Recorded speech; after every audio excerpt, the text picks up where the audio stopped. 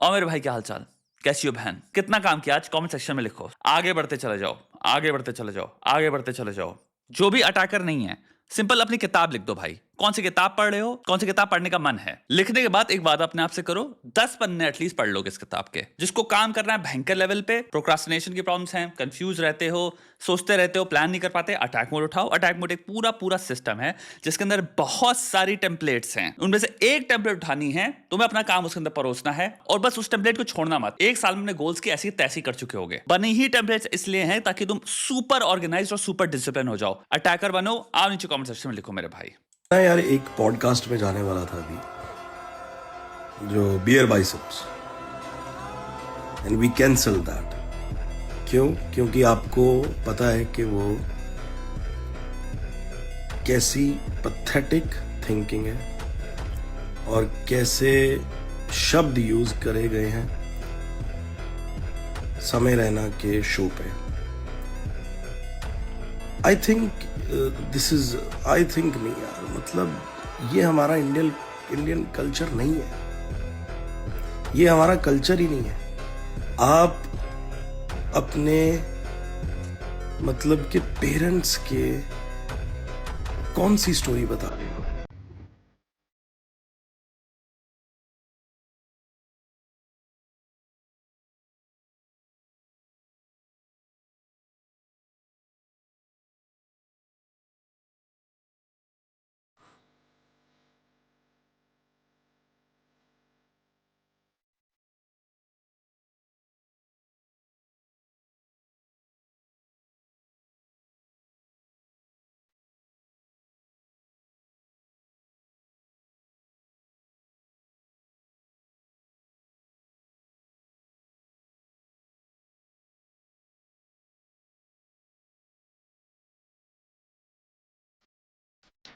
अब तो video remove हो गया पूरा पूरा।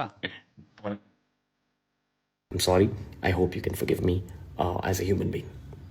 सो बेसिकली सिचुएशन यहाँ से पहुँच चुकी है। आई डोंट नो अब इस वक्त कितनी एफआईआर हो गई इन लोगों पे।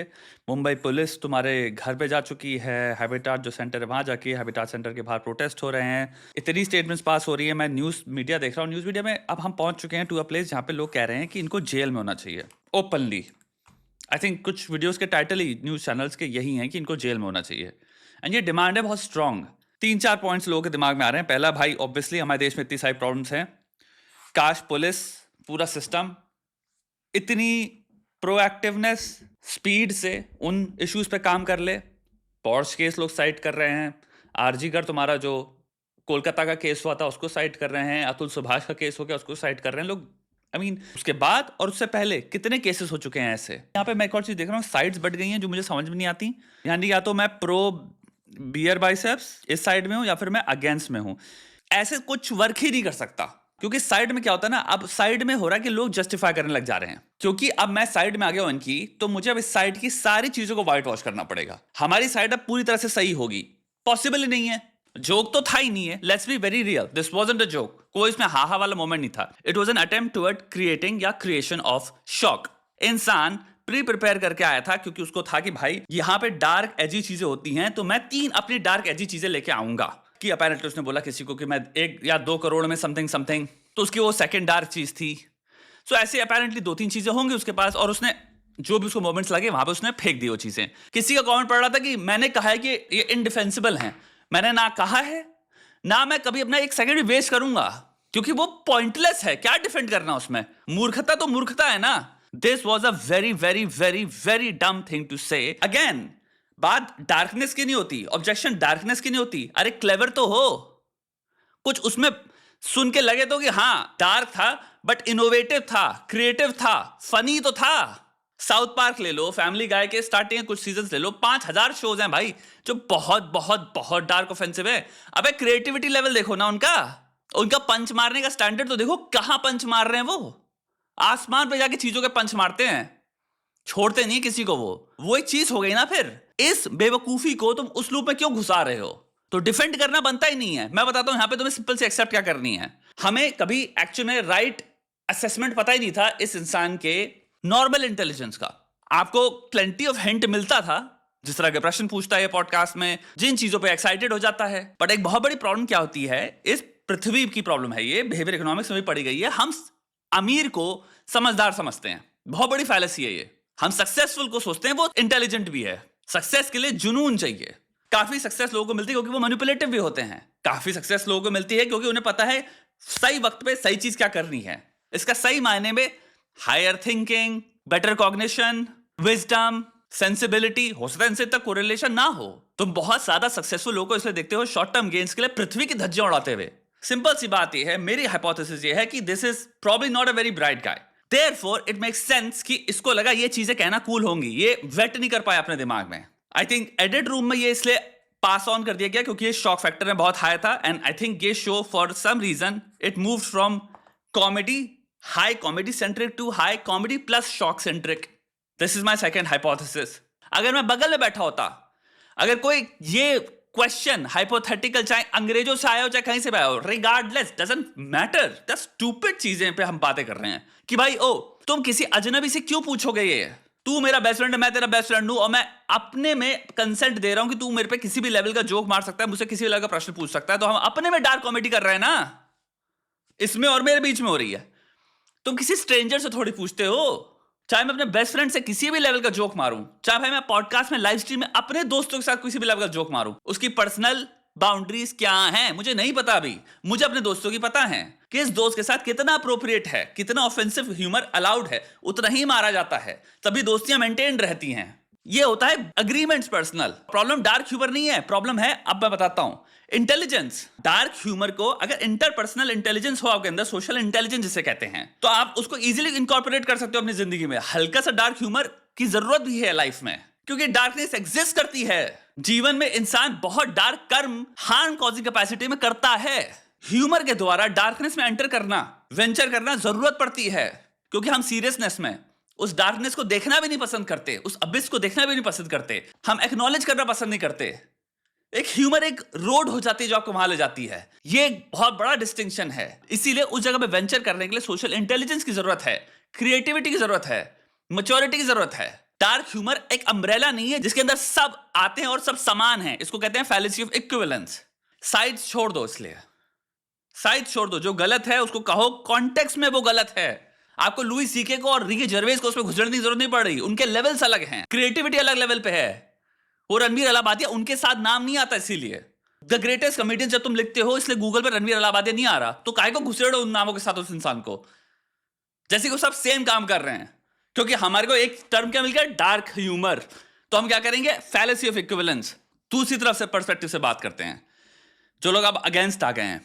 मुझे एक बात बताओ, let's just look at it from a simple perspective. Never attribute malice where you can attribute ignorance. Malicious intent attribute मत करो कि ये इसने maliciously ही किया है, जब आपके पास दूसरा ऑप्शन है। एंड मोर लाइकली वो ऑप्शन ये है कि भाई मे भी इंसान मूर्ख लाल है और ये मूर्खता से आया है।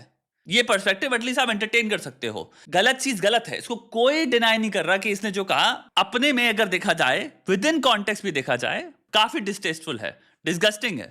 ठीक है, अब मुझे बताओ आप इसको कितना आगे तक ले जाना चाहते हो, given the context of everything that is happening in the country. Because गुस्सा, आई अंडरस्टैंड, गुस्सा कभी ऐसे नहीं आना चाहिए कि अब मेरी थिंकिंग ऑफ हो गई है, क्योंकि फिर आप बचे क्या, आप हो क्या फिर। अगर एक व्यक्ति आपको दिख रहा है जो गुस्सा है और उसमें आप देख रहे हो सोचने की क्षमता खत्म हो चुकी है, आपको क्या डर महसूस होता है उस व्यक्ति से, अनप्रिडिक्टेबिलिटी महसूस होती है, या आप रिलाय करते हो कि बहुत जबरदस्त डिसीजन मेकिंग लेगा, वाइज होगा ये इस वक्त। ये एक बहुत इंपॉर्टेंट क्वेश्चन है। गुस्से में आप जा कहां रहे हो। मैं नहीं कह रहा हूं आपसे आप गुस्सा मत हो, मैं कह रहा हूं ठीक है गुस्सा हो, ओके, गुस्से की सीमा क्या है, अप्रोप्रिएट एक्यूरेट पनिशमेंट आपके दिमाग के हिसाब से आपको क्या लगता है क्या होगी। क्योंकि अगर आप कहो मैं गुस्सा हूं, देयरफॉर सबसे एक्सट्रीम होने चाहिए, तो लाइफ में आपकी गाड़ी को ठोके चला गया, आप ये सोचोगे। कल कोई चोरी कर रहा है पकड़ा गया, वो भी सेम होगा। कल कोई बहुत ही घिनौना क्राइम कर रहा है, उसमें भी गुस्सा है, उसका भी सही होगा। तो आप एक बताओ, आप सिर्फ गुस्सा जहां पे भी अगर आपको महसूस हो रहा है और सबसे एक्सट्रीम पनिशमेंट हुई, तो पनिशमेंट जो क्राइम है उसकी जो इंटेंसिटी जो है, क्राइम का नेचर जो है, क्राइम का जो इंपैक्ट है, उसके अकॉर्डिंग तो है ही नहीं ना। पनिशमेंट हो रही है क्योंकि आपको गुस्सा आ गया, और यहां पे ये हो रहा है कि हमें गुस्सा आ गया है। हम बात कर रहे हैं अब जेल में डालने की। क्या ये तुम्हारे दिमाग से आ रही है या ये भावनाओं से आ रही है। एक बार 2 सेकंड ठंडे दिमाग से सोचो कि हाँ गुस्सा नहीं हटाने की कोई कह रहा है, कहां तक बनता है कि हाँ ये पनिशमेंट जस्टिफाइबल है। ओके, कुछ ब्रांड डील्स चली गई अगले की, हम उसको 1 महीने तक के लिए क्रिटिसाइज कर रहे हैं, फॉलोअर्स काफी लूज कर दिया अगले ने, अनसब्सक्राइब कर दिया लोगों ने काफी, बहुत हद तक उसको हेट भी मिल रही है। तुम लोग मानोगे नहीं, एक्चुअली बहुत चोट पहुंचती है, बहुत चोट पहुंचती है। मैं तुम्हें इतना लिख के दे रहा हूं, वो इस वक्त सोया नहीं होगा, भयंकर एंजाइटी में जी रहा है, उसके माता पिता भयंकर एंजाइटी में जी रहे हैं। मैं यहां पे जस्टिफाई नहीं कर रहा हूं, मैं आपको बस एक सिचुएशन बता रहा हूं कि एक्चुअल ऑप्टिक्स क्या है। रियलिटी को मद्देनजर रखते हुए समझदारी के पर्सपेक्टिव से मुझे बताओ, गुस्सा आपका जायज है, क्या पनिशमेंट आप सोचते हो given the context of how many actual real issues also exist. RG का तुम्हारा जो मेडिकल अस्पताल है, अतुल सुभाष का केस है, जिनमें इतिहास है of many and many and many and many number of victims involved, और जो कंटिन्यूइंग प्रॉब्लम्स हैं। इंटरनेट पे भाई इतने सारे क्रिएटर्स एग्जिस्ट करते हैं जिन्होंने पता नहीं क्या क्या कर रखा है, जो आराम से भाई इस वक्त नेशनल लेवल फेम एंजॉय कर रहे हैं।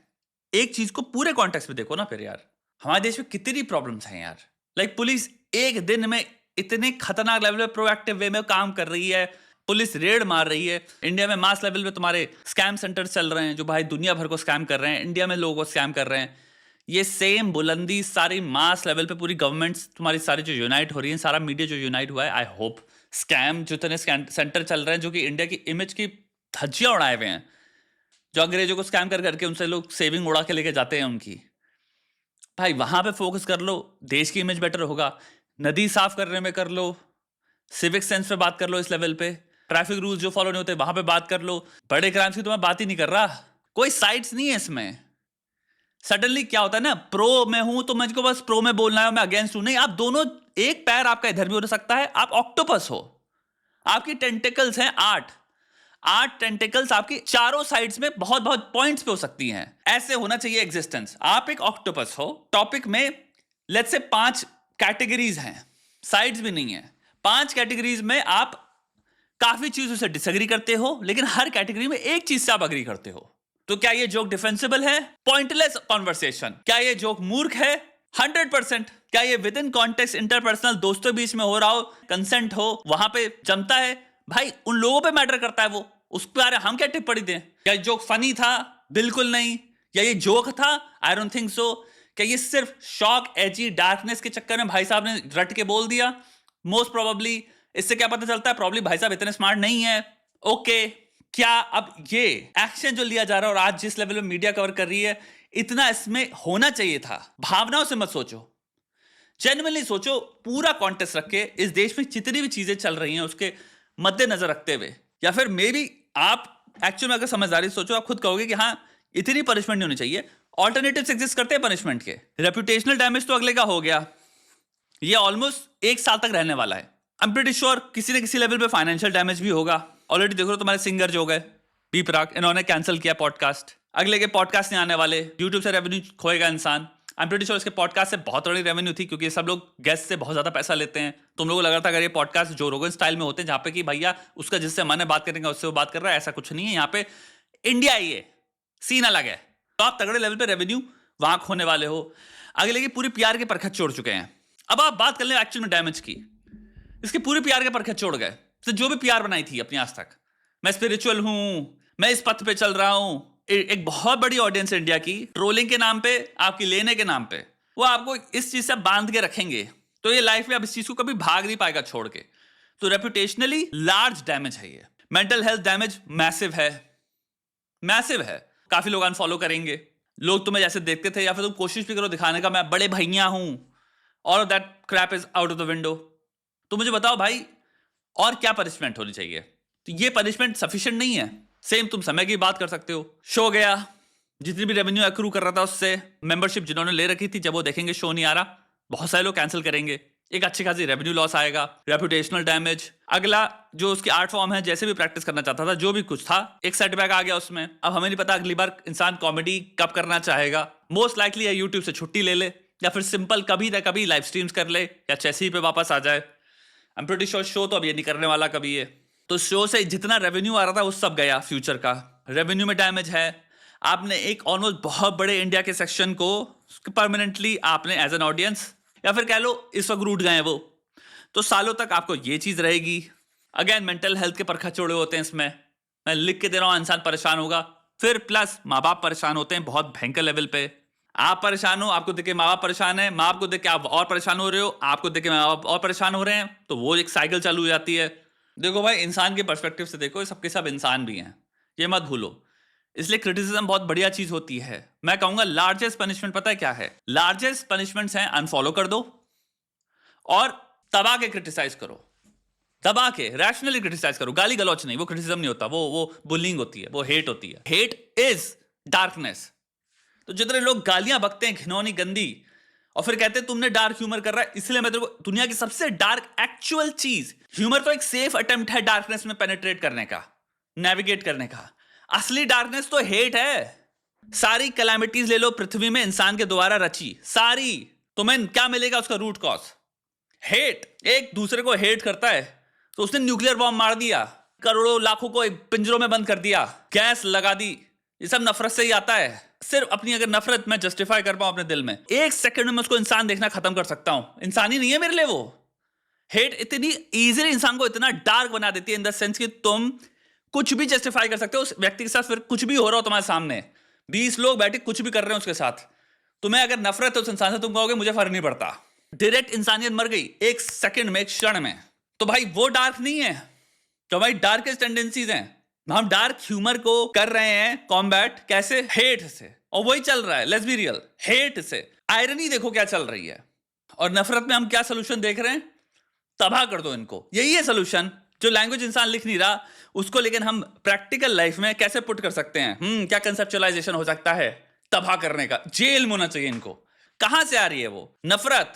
अगर आप इतना ही नफरत कर रहे हो किसी इंसान से, मैं आपको लिख दे रहा हूं उस वक्त, रणवीर एनी डे सुबह से अगर ऑप्शन ए हो, ऑप्शन बी हो। ऑप्शन बी है भाई वो जेल जाएगा, उस पर एफआईआर लगेंगी, जिंदगी भर के लोग ये ऐसे बोलने वाले हैं। एक ऑप्शन 2 ये है जो काइंड ऑफ लोग एक्सपेक्ट कर रहे हैं, और ऑप्शन 1 ये है कि भाई जिसको उससे प्रॉब्लम हो रही है सब मास अनफॉलो हो इसके पास, लेकिन कोई एक्शन वैक्शन कुछ ना हो, क्रिटिसिज्म मिले और लोग कहें कि भैया ये था हमारा एक्शन, हमने अनफॉलो किया तुमको, अब तुम्हें कभी नहीं देखने वाले, प्लस ये रहा हमारा criticism. I am pretty sure any day वो प्रेफर करेगा 1, क्योंकि उसमें पश्चाताप है।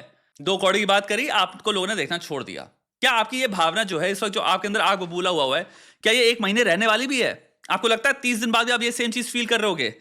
वेरी लाइकली पॉसिबिलिटी है 5 से 10 दिन के अंदर रणवीर अलाहाबादिया के चैनल पे वीडियो आएगा लॉन्ग फॉर्म, जिसमें प्रॉपरली माफी मांगेगा, हाथ जोड़ के, सैड सा मुंह होगा अगले का, बहुत दुखी होगा, समझाएगा। और हो सकता है 5-10 में आज जितने लोग कह रहे हैं इसको जेल जाना चाहिए, वो कहेंगे उस वीडियो को देख के, क्योंकि भावनाओं में चेंज आ गया। मेरे जो प्रेजेंट मोमेंट में भावना एक्सट्रीम में जो कह रही है, मैं उन सेंटिमेंट को पकड़ के बैठता हूं। आज ये सेंटिमेंट है तो तबाह कर दो। वहीं भावना परिवर्तन हुआ 1 सेकंड में कि अरे यार अगला बुरा लग रहा है, अरे यार इसको देख के बुरा लग रहा है, अरे छोड़ो जाने दो। तो ये बहुत डरावनी चीज नहीं है, और इसीलिए हमें एक रैशनल सोसाइटी होनी है। क्रिटिसाइज करना बुरी चीज नहीं है। क्रिटिसाइज करने से मैं टीम ए या टीम बी में नहीं आ जाता हूं। अभी हल्की में चल रहा नीचे, ये जो सपोर्ट वाले टीम वाले हैं कि इसने क्रिटिसाइज कर दिया, अबे तुम कभी ह्यूरिस्टिक्स या फिर तुम्हारी थोड़ी सी भी सिंपल मोरॉनिक थिंकिंग से ऊपर उठोगे? भाई हम ऑक्टोपस है भाई, 8 टेंटिकल्स है, और दोनों साइड में जो पॉइंट्स मुझे सही लगते हैं मैं वहां रखूंगा, क्योंकि उनको मैं रैशनली बैक कर सकता हूं। तुम्हारी तरह भावनाओं में नहीं बहता मैं कि या तो हम एक टीम में हैं या हम दूसरी टीम में हैं। किसी टीम में नहीं हूं मैं, दोनों टीम में कुछ पॉइंट सही हैं, कुछ पॉइंट गलत हैं, सिंपल।